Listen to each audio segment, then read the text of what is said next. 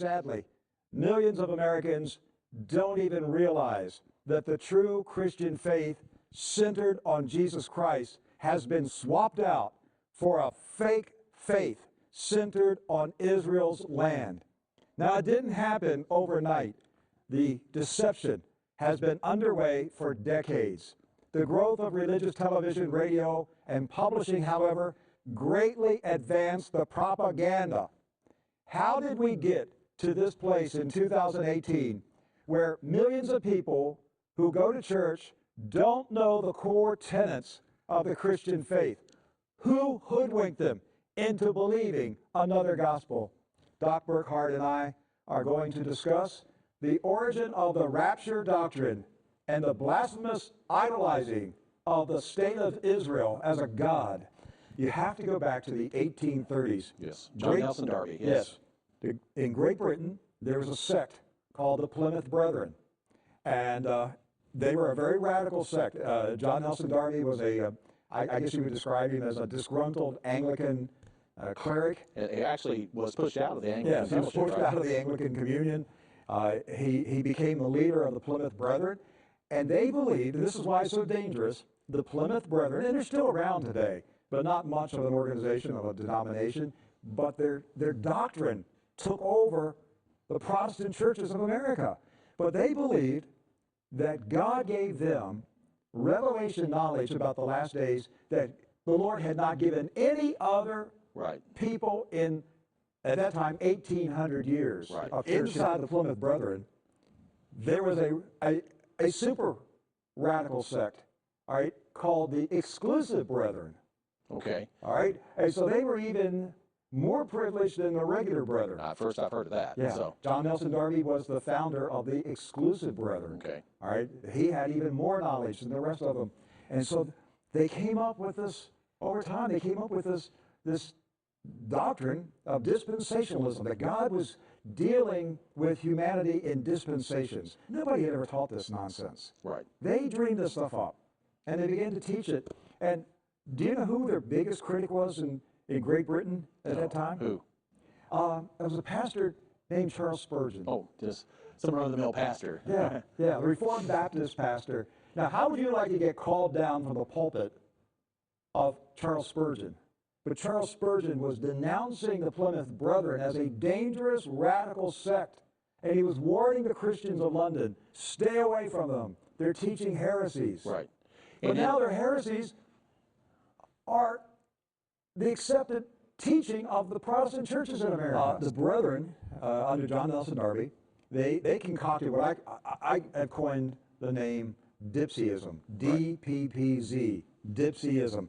The D is for dispensationalism, and then premillennial, meaning that Christ is going to reign for 1,000 years after he returns to earth, and then pre-tribulation. He comes back before the tribulation period begins. Yes, secretly for the Gentile church, and then he comes 7 years later again to establish this Jewish kingdom in Israel. So you've got D for Dipsyism, D for dispensational, premillennial, pre-tribulation, and the Z is Zionism, because it's all built around Zionism. There is no purpose for this doctrine without the propaganda for a Zionist state. It was created for the establishment of Israel. This is the only reason for this doctrine. This is way back in the 1800s. So you had two tracks kind of building. You had something building in the church at that time through the Plymouth Brethren and this new dispensational idea that was coming about. But within Jewry around the world, within the Jewish faith, there was a different path building up. And that was a goal of a restoration of the state of Israel at some point. And these two were on the same track. The two came together. And that's what we're going to talk about here today. So when did it come together? It came together in the early 1900s, because John Nelson Darby's crazy doctrines went nowhere. They stayed in Great Britain among the Plymouth Brethren all through the 1800s. And there were only pockets of people in the United States who even knew about it, that gave it any kind of respect. But then there was Cyrus Scofield, and Scofield became the propaganda meister for John Nelson Darby's doctrine. But before we get into the doctrine, I want to talk about who Cyrus Scofield was, because this is going to blow away people. If you have a Scofield reference Bible, you need to know the author of that reference Bible, because he's not the person you think he is. He's not Dr. Scofield. Never was a doctor. He never was a doctor, all right? Never, ever. I'm going to go down a list of some things about Cyrus Scofield, okay? So, first, he embellished his Civil War record. He was in the Confederate Army, the 7th Tennessee Infantry. He totally embellished his record. And if you just go on the internet, you can find a very detailed investigation by a Tennessee professor who did a lot of research into Scofield's true military record. And that was a contemporary of his age, Yes. too, that wrote Yes. that up. So, Who wrote exactly what Scofield did, but then compared it to what he said about his record. He embellished it. He made up stuff. He made people believe he was a hero. He was a hero in Antietam. I mean, all kinds of stuff. And Scofield just made things up. But this was typical of his life. After deserting the Confederate Army, he was given safe passage to St. Louis, Missouri. right. And in 1873, he helped a Jewish lawyer named John Ingalls become the U.S. Senator from the state of Kansas. And, well, I should say Senator Ingalls appointed Scofield as the U.S. District Attorney for Kansas. Right. Okay? Scofield was 29 years old. Nice position for 29. He never went to law school. Right. Okay? Became U.S. District Attorney for the state of for Kansas at age 29. He didn't last 1 year in that office. He was forced to resign. Listen to me, folks.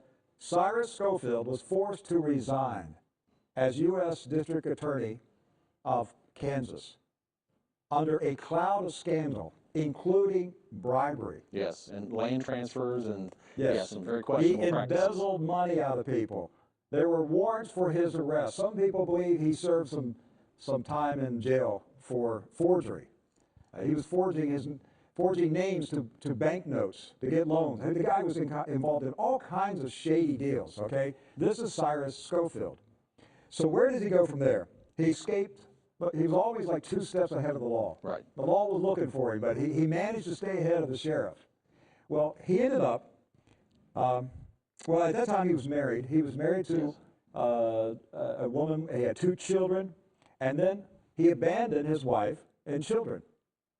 And he ends up in Dallas, Texas, and becomes the pastor of the First Congregational Church of Dallas. Now, he marries a woman from the church, but he doesn't tell the church that he abandoned his wife and children back in Kansas. Now, he never gave them a dime in support, totally abandoned them. And yet he's a pastor of a church in Dallas, okay?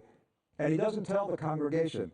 You know, he didn't put that on his resume. He didn't tell the, the pastoral selection committee, oh, by the way, I've got another wife and kids back there in Kansas, and I got this new wife here, and he just kept it quiet, okay? So, 1883, his wife filed for divorce, okay, and filed on charges of abandonment. Right. All right. So this is the record of Cyrus Scofield.